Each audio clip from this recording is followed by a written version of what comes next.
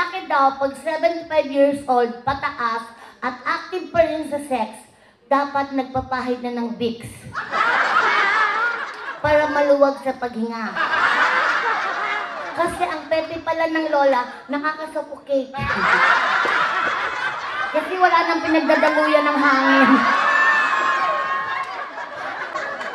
Tapos dun yung malalaman kapag ang lola nag-agoy, agoy, agoy.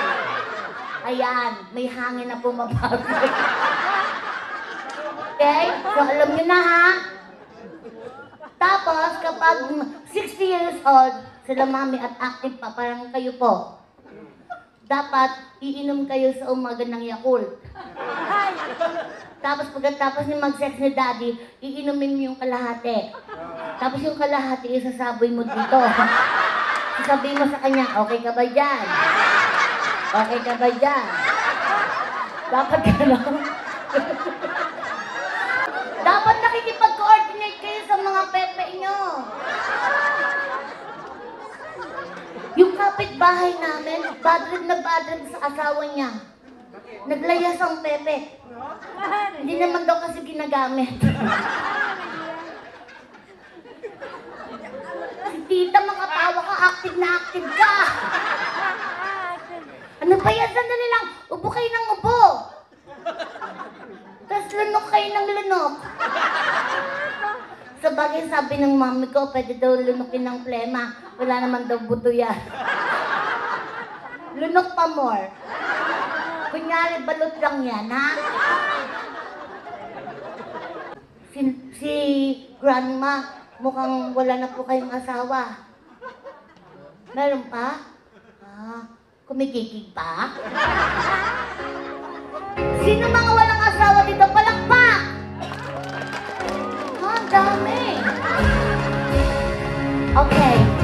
Kuya DJ, lagyan ng magic yung mic ko. Wala akong boses eh. Niloko mo! Stop! Wala na kayong asawa, tuwang-tuwa pa sila. Dapat nakikisimpatya din po kayo. Kapag na ano yun, niloko mo, dapat ang response nyo doon, oh. Ganon. Okay, ulit. Sige. Play.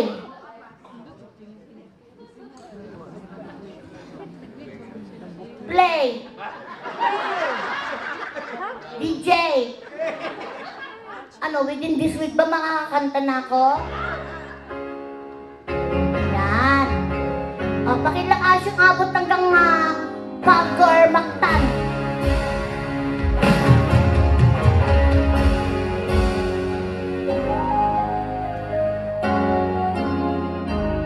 Para po sa walang asawa. Niloko mo, winasak mo.